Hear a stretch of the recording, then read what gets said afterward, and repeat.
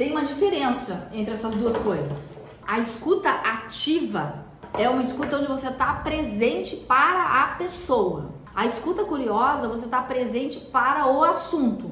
Então, se você estiver na escuta curiosa, você vai querer entender literalmente todos os detalhes do que ele está falando. Você está fazendo uma escuta curiosa de querer saber a historinha geral de tudo que está acontecendo. Se você estiver em escuta ativa, você vai pegar só aquilo que importa. E às vezes, gente, alguém começa a contar uma história pra gente e quando você vê, você está enfiado no meio daquela história. Quem nunca? Você começa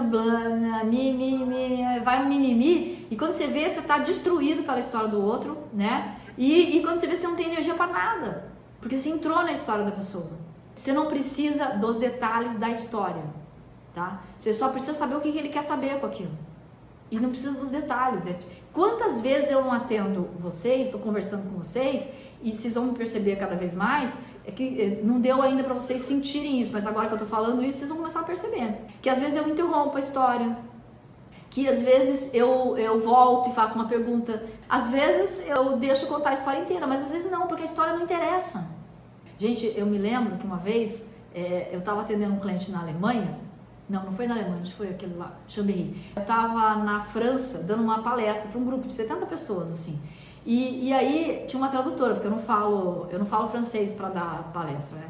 Aí tinha uma tradutora que era assim, eu falava, ela traduzia, era sequencial. Aí teve uma hora que eu falei um negócio e ela traduziu. Aí eu entendi que ela tinha traduzido errado e na hora que eu fui falar, interferir, uma pessoa da plateia levantou a mão e falou assim, a Miriam não falou isso. E daí eu virei para ela e falei assim, você fala português? Ela falou, nada. Eu falei, vocês entenderam o que está acontecendo aqui? Ela entendeu que eu não falei isso sem entender português. Mais um exemplo. Uma vez eu estava dando uma imersão e a gente tinha que fazer um exercício onde um tinha que descrever uma coisa para o outro do que estava vendo e o outro não estava vendo. Depois ele tinha que contar o que estava vendo. Uma coisa assim, era uma conversa.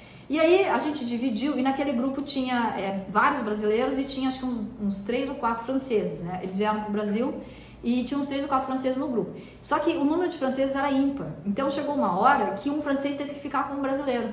E no sorteio, o brasileiro, era um ator inclusive, ele não entendia francês, né? E aí todo mundo falou, cara, e agora? O que vai rolar? Eu falei, não, vocês não precisam da língua para se entender. E aí foi o melhor exercício que teve. A dupla que era um português e outro francês, e eles não entendiam, um não entendia a língua do outro e eles se comunicavam. Você vai entender por uma outra via. Talvez esse seja o seu grande aprendizado. Sentir, perceber as palavras, conectar uma palavra com a outra e não precisa terminar a frase. Às vezes a gente se interessa demais pela história, né?